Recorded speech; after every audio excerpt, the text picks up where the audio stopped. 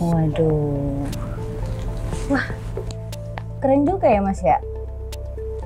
Tapi Mas, ngomong-ngomong tuh kan di pemilu 2024 itu suaranya milenial sama Gen Z itu lumayan gede ya Mas, lebih dari 50% kira-kira ya. Nah ini kalau menyikapi fenomena-fenomena seperti itu tuh gimana menurut Mas nih? Ya, yang pertama memang kita harus lihat dulu. Kalau berdasarkan DPT kan memang 204,8 juta. Nah, milenial dan generasi Z itu sebanyak 113 juta. Dan kalau di total ada sekitar 56%-an lebih. Dan kalau dibagi ada yang 66%, ada yang sekitar 46,8%. Nah, generasi Z itu 46,8%. Generasi Z itu adalah tahun 95 sampai dengan tahun 2010. Nah, yang masuk kategori itu bisa ikut pemilihan umum ada sekitar 11 kategori. Karena pemilihan umum kita adalah tanggal 14 September 2023. Dan kalau kita gunakan tahun sekarang 2023 di bulan Oktober misalnya, ya artinya mereka ini yang 17 tahun kita ambil ya pasti 2006. Dan ini fenomena menarik dari bonus demografi di Indonesia. Nah kalau misalnya kita lihat nih Mas, akhir-akhir ini kan pastinya Gen Z terutama ya, kayaknya minat akan dunia politik itu semakin berkurang. Apalagi sekarang itu kan dunianya udah digital semua. Mungkin mereka tuh lebih asik untuk pakai aplikasi-aplikasi yang lebih seru, pakai filter-filter gitu. Termasuk saya juga kadang ya Kak. Nah ini kalau menurut Mas sendiri plus minusnya tuh apa sih Mas? Kita harus pahami dulu di Indonesia ada sekitar 23,90%. Itu ada sekitar 64,92 juta adalah bonus demografi kita pemuda. Dan kategori pemuda di Indonesia itu adalah 16 sampai 30. Nah, kita berarti membawa dua kelompok, milenial dan generasi Z. Nah, generasi Z ini sama milenial beda. Generasi Z melek teknologi, tapi dia kurang memahami, kurang suka dengan politik. Dan hasilnya juga banyak kan mereka ketika mendapatkan berita langsung diposting tanpa dibaca secara keseluruhan. Namun jumlah mereka itu banyak sekali yang menggunakan konten media. Artinya ini akan menarik walaupun mereka misalnya antipati, tapi mereka menggunakan media sosial. Mereka kemudian memberikan konten-konten karena mereka aktif memang untuk membuat konten. Ini menjadi suasana politik kita jadi riang gembira. Suasana politik kita menjadi suasana politik yang memang pestanya demokrasi. Dan kita harus melihat itu keaktifan mereka. Walaupun dalam kontennya itu mungkin saja orang melihat tidak berisi. Tapi secara makna keikutsertaan mereka itu sudah berisi. Aktivitas mereka di konten itulah isinya. Ketertarikan mereka untuk membuat konten tentang pemilu di situ isinya. Jadi sebenarnya karena kreativitas mereka ini Mas yang bikin konten-konten dengan kemajuan digital itu sebenarnya malah bikin pemilu itu menjadi semakin menarik sebenarnya ya. Gitu ya Mas ya? Ya, jelas pemilu itu semakin menarik karena aktivitasnya ditambah dengan aktivitas media sosial. Dan aktivitas media sosial itu tidak lagi bisa sekedar menyampaikan visi misi semata, tapi harus disertai dengan animo masyarakat antusias melihat tontonannya. Jadi ada adegan drama yang dimainkan oleh mereka. Dan ini salah satu hal positifnya dari kita melihat bahwa generasi Z ini kurang suka membaca. Tapi dia menguasai dunia konten, dia menguasai teknologi. Dan ini adalah perpaduan antara milenial yang suka membaca, punya ilmunya, dengan generasi Z yang memahami teknologi dan kontennya. Nah, ini kalau dipadukan, perpolitikan Indonesia malah menarik. Ya, karena kekreatifan mereka ini yang suka bikin konten dan caranya mereka mempergunakan media digital itu jadi semakin bikin politik di Indonesia ini semakin menarik ya Mas ya. Jadi kayak ada bumbu-bumbu bunga-bunga dalam perpolitikan Indonesia gitu ya. Ya, bisa dikatakan ya. Memang ini adalah strategi marketing politik nantinya. Dan ini minatnya mereka juga tinggi, dan tentu mereka malah dibutuhkan. Jadi mereka bukan antipati, tapi mereka malah dibutuhkan untuk memproduksi konten. Dan pendidikan pemilih itu malah nantinya dipegang oleh mereka. Karena apa? Para caleg ini membutuhkan, atau calon presiden ini membutuhkan kreativitas mereka, membutuhkan terobosan atau ilmu-ilmu konten dari mereka.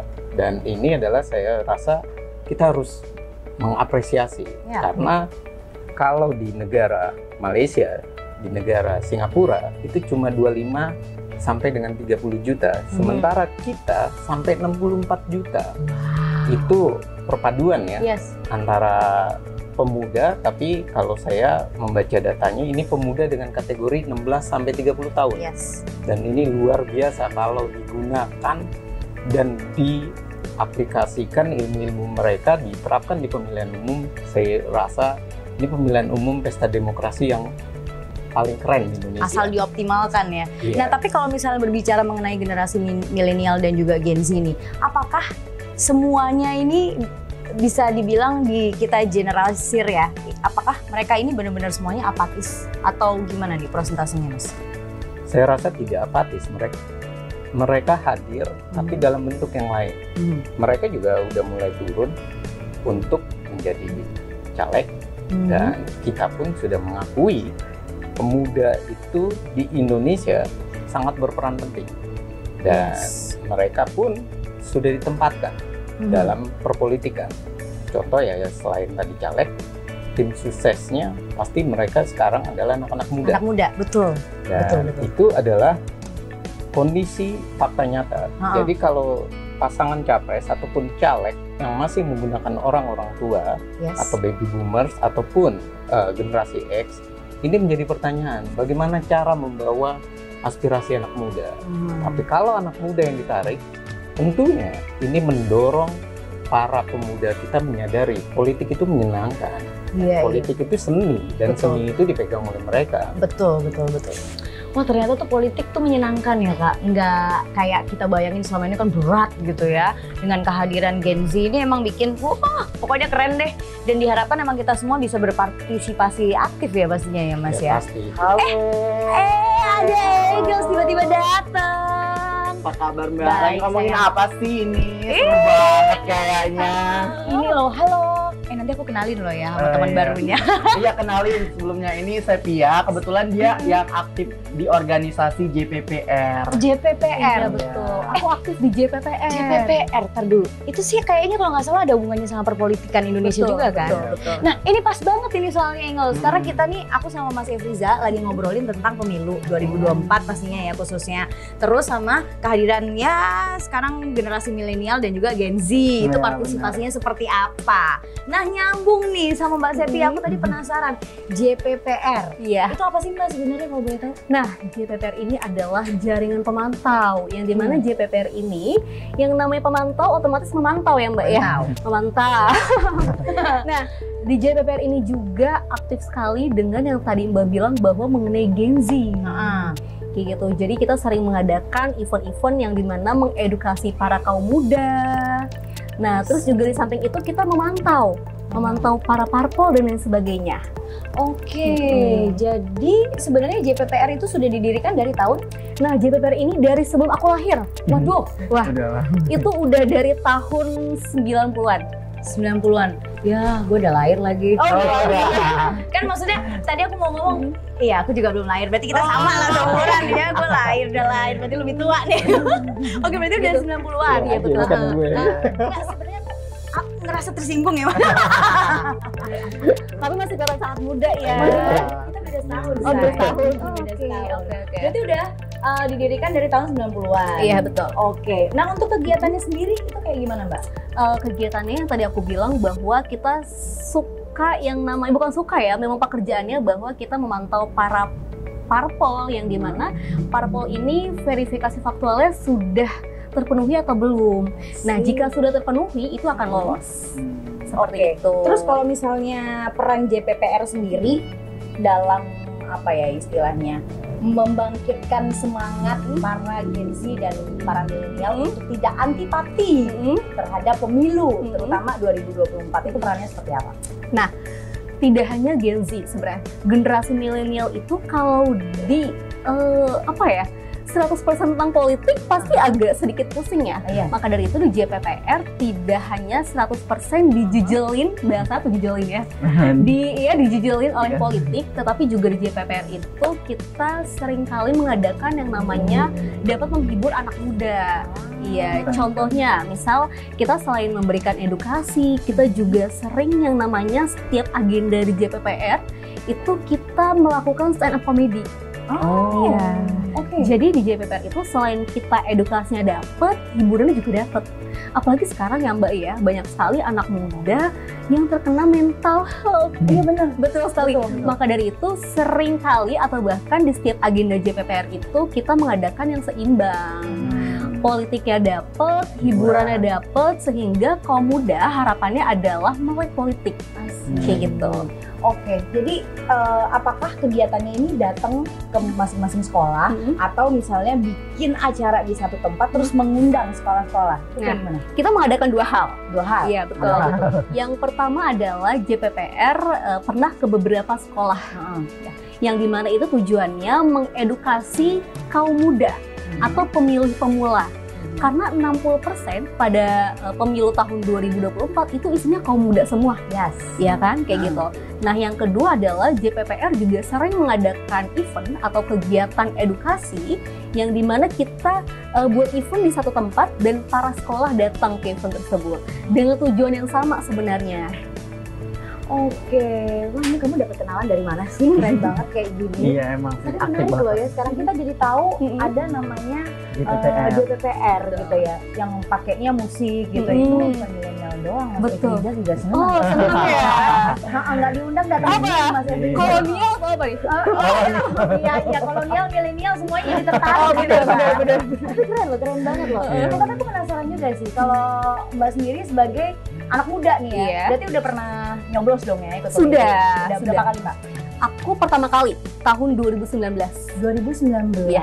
Itu rasanya tuh antusiasmenya kayak gimana sih Mbak? Nah, pada tahun 2019 sama tahun yang akan mendatang di 2024, menurut aku itu sangat beda di diri aku sendiri ya. Mungkin berbeda dengan Masnya. Kalau dari aku pribadi pada tahun 2019 sebenarnya tidak terlalu melek politik. Karena apa? Karena mungkin dari aku yang pertama tidak terlalu melek politik. Iya, pada tahun 2019 itu aku masih jadi maba. Iya, masih jadi maba, aku kurang melek politik sehingga oh ya udah ini yang lantang bicaranya aku pilih. Kayak gitu. Tanpa aku melihat visi misinya, kinerjanya seperti apa. Padahal ya Mbak ya, satu suara dari kita itu sangat menentukan ya. Sangat menentukan pemimpin selanjutnya. Kayak gitu. Nah, kalau tahun ini bedanya adalah karena aku sudah lulus menjadi mahasiswa dan di JPPR juga aku sudah terjun di JPPR dari pas masih menjadi mahasiswa, aku jadi melek politik. Melek politiknya adalah mungkin untuk pemimpin atau yang akan aku coblos di 2024, aku memilah-memilih. Memilah-memilihnya adalah tidak hanya yang hanya sekedar berbicara tanpa ada aksi nyata ya Mbak ya, betul. Itu paling penting ya Mas ya, kan kayak gitu. Nah, terus yang kedua juga mungkin yang dari kinerja sebelumnya entah dia pernah menjadi apa itu bagus kayak gitu. Track recordnya ya. Betul. Dan dari sekeliling aku, teman-teman aku pun sudah sangat kita sama-sama melek politik dan harus melek politik. Sebenarnya mau tidak mau ya, karena kan ini menentukan bangsa ya Mbak ya Mas ya, sangat menentukan bangsa. Jadi ya kalau dari aku dan sekeliling aku pun sama-sama kita menelaah hal tersebut dan sangat menyenangkan. Betul. Ini sama aja kalau misalnya kayak kita pilih pasangan ya, bener dong. Benar. Kita nggak jangan kalau kita masih muda Mas Efriza, dulu pasti kan lihat cewek cantik udah pacarin gitu. Sekarang kan harus lihat bobot bibit bebek. Betul. Gitu ya. Sama aja kalau misalnya kita memilih seorang pemimpin juga harus lihat kayak gitu karena menentukan beberapa tahun ke depan gitu. Wah keren banget. Engels kamu diem aja deh dari tadi ketawa-ketawa mulu. Menyimak, Mbak. Menyimak. Mas Riza, by the way ini aku kenal sama Engels udah 2 tahun lalu nih. Aku ketemu sama dia tuh di konser musik gitu. Tapi ada satu hal yang menarik di dia, Mas. Jadi namanya itu udah politis banget.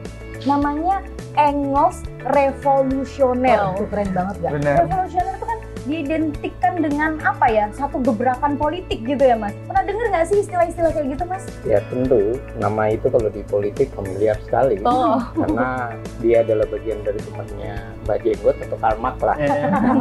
Iya benar kalau kita benar. AI juga nyebutnya gitu. Mbak Dan Jenggot. berikutnya memang teorinya adalah revolusioner. Revolusioner. Kayak bapaknya terinspirasi Lah kayaknya. iya, gimana sih? Emang namanya? Fun fact ya, saya baru bisa menjawab arti nama saya itu setelah masuk kuliah bahkan ya. Jadi ceritanya itu saya masuknya di jurusan hubungan internasional, Mbak. Nah, jadi waktu itu absen lah nama saya Engels Revolusioner gitu kan. Terus dosen saya langsung ngeh nih, wah bapak kamu aktivis ya gitu kan. Jadi kayak saya baru tahu gitu arti nama saya tuh setelah saya masuk kuliah dan dijelasin lah kalau Engels itu diambil dari nama Friedrich Engels yang mana itu filsuf yang cukup terkenal ya kalau di kalangan politik. Terus juga kalau revolusioner itu kebetulan orang tua saya tuh punya kayak pengen punya marga sendiri. Jadi semua saudara saya namanya revolusioner yang mana artinya itu yang sangat melekat dengan pergerakan gitu. Revolusioner seseorang yang membawa perubahan besar. Aduh, ini dalam banget loh sebenarnya. Iya, sangat berat nama saya ini jujurnya. Benar. Dihubungkan dengan dunia politik maupun kehidupan sehari-hari ya. Asli, Pokoknya memberikan satu perubahan yang baik untuk baik. sekitar gitu loh. Keren banget, keren nggak? Keren banget ya. Aduh, aku soalnya. Temen gue juga nih. Oh iya, mendadak diterima ngaku ya. Oke, Mas Riza ngomong-ngomong kita kan seger banget nih kedatangan anak-anak muda kayak gini ya. Saya juga masih muda sih. Kita juga masih muda sih ya, Mas ya. Tapi aku penasaran, menurut Mas tuh seberapa penting sih partisipasi politik dari anak-anak muda seperti mereka? Saya rasa sangat penting karena jumlah mereka memang tinggi. Ada 113 juta dari dua kategori tadi, milenial dan generasi Z. Gen Z, betul. Kebayang kalau seandainya mereka golput, sudah pasti Indonesia ini legitimasinya di mana? Karena pemilihan presiden itu dalam hal legitimasi ini menentukan bukan hanya pasangan, tapi nanti program kerjanya. Dan nanti adalah masa depan kita mau dibawa kemana oleh si calon itu. Makanya kalau saya selalu bilang 3 hal harus dipenuhi untuk melihat atau memilih itu tadi, memilah dan memilih. Pertama, rekam jejak karirnya. Yang kedua, program kerjanya atau visi misinya, dan yang ketiga adalah implementasi dari program kerja. Program kerjanya jangan sampai hayalan doang yang tinggi. Prakteknya udah bisa di lapangannya. Dan ini adalah yang harus dihadirkan dari kita menggiatkan pendidikan politik kepada pemilih pemuda. Nah, tapi kan belakangan ini aku ngerasain banyak anak muda yang mungkin mereka tuh taunya kegiatan sehari-hari ya nongkrong, kuliah gitu kan. Jadi mungkin tidak terlalu dirasakan sama mereka dampaknya pemerintahan itu pemimpinnya A atau B gitu. Sebenarnya tidak secara langsung gitu. Nah, menurut Mas tuh gimana sih cara menyadarkan mereka bahwa secara tidak langsung tuh ngefek juga loh sama kamu. Mungkin biaya kuliah mungkin ya kan, biaya makan sehari-hari itu sebenarnya tanpa kita sadari itu ngefek juga. Itu cara menyadarkan mereka tuh dengan cara seperti apa, Mas? Kita harus menyadarkan mereka itu bahwa politik itu bukan tentang sesuatu yang bisa disebut dengan merebut dan mempertahankan kekuasaan. Tapi politik itu adalah tentang proses pembuatan keputusan atau kebijakan. Jadi kehidupan kita dari lahir sampai kematian itu suka tidak suka berurusan dengan politik. Contoh paling gampang, urusan ketika lahir. Bayi lahir sudah berpolitik. Dia harus cepat dapatkan nama. 3 hari mereka harus dapat nama. Dan mereka harus diurus surat keterangan lahirnya. Dan ini urusannya instansi pemerintah. Betul. Begitu juga kematian.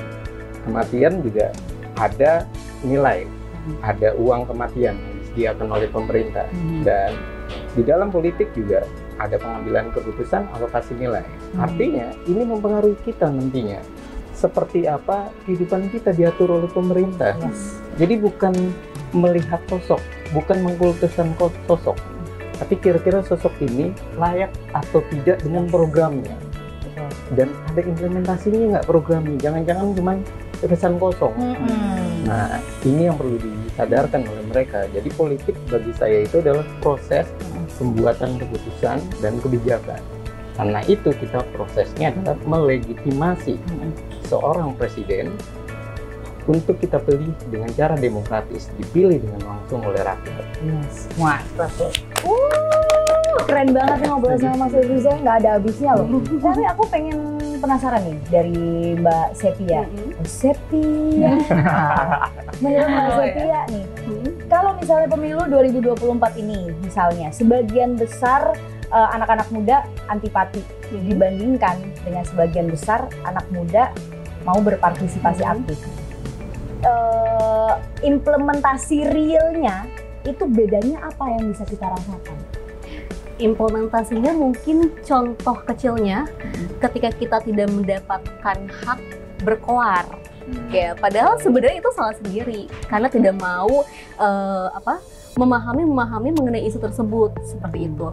Nah, maka dari itu sebenarnya yang tadi udah aku bilang dan Mas saya juga bilang bahwa sebenarnya anak muda atau kaum milenial maupun Gen Z itu penting sekali kita mengedukasi diri kita sendiri itu mengenai politik-politik tersebut, apalagi untuk pemilu tahun 2024. Oke, jadi berdampak emang ya, berdampak sekali. Ya?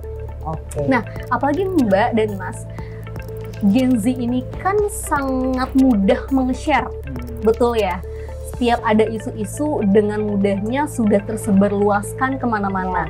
Mungkin menurut aku adalah salah satu cara paling ampuh itu dengan bermedia sosial. Bermedia sosialnya adalah kita kan sudah memasuki tahun-tahun pemilu 2024. Nah, kenapa sih nggak dari kita seringkali menge-share mengenai pemilu-pemilu agar kaum muda yang tadinya tidak melek mengenai politik atau pemilu jadi tahu seperti itu. Oke, jadi kita manfaatkan kemajuan teknologi, kemajuan digital ini untuk bisa memaksimalkan partisipasi kita dalam pemilu 2024. Kita teh Engels, ya kan?